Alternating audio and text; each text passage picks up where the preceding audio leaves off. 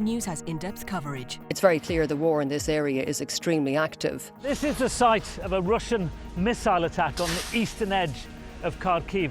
The Ukrainians have already pushed the Russians out of this city. Once the fear is they're going to have to do it again. See the headlines as they happen with breaking news alerts in the app and get the full story with bbc.com/news.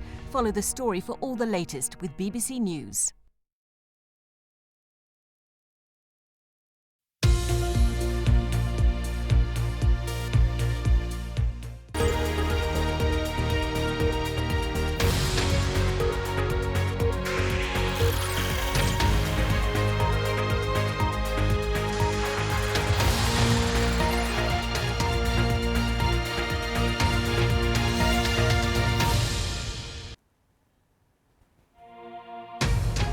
You're live with Lucy Hockings on BBC World News. Europe wilts under blistering heat. Wildfires are spreading in Portugal, France, Spain and Greece, as scientists warn that nearly half of EU territory is suffering from drought.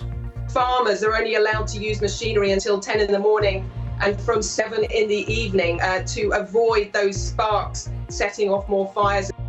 The protests continue, but Sri Lanka will have a new president on Wednesday. 3 candidates are nominated. A jury in Florida will decide whether the Parkland school gunman who killed 17 people should receive the death penalty. Здесь и сейчас. Russia's last remaining independent TV channel makes a defiant return to the airwaves. In the next half hour, we'll get the latest on the heat wave from France, Spain and Portugal and here in the UK, and we'll be live in Toledo and Colombo.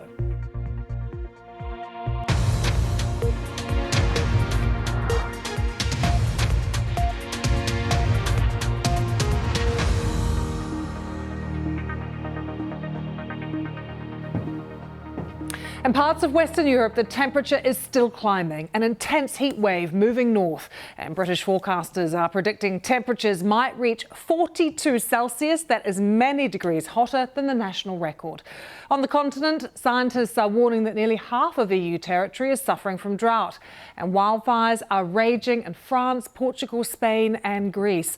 Let's show you the fires that have broken out in Brittany in northern France, burning over 150 hectares in just a few hours. And further south in the Gironde region, there have been fires there for a few days now. They're still out of control. 2,000 firefighters on the ground fighting those. 37,000 people in that region alone have been displaced.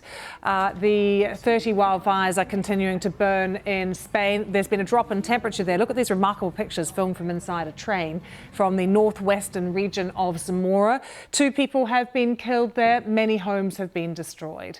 The reason it's so hot in Western Europe is that southerly winds are pushing hot air up from Africa, and that's driving those heat waves in Portugal, Spain, France and here in the UK. But there's another factor. It's a weather system called a heat dome. That's making the situation much, much worse. The sun heats the already hot air. It remains stuck, though, within the dome, and then it forces the hot air back down towards the ground.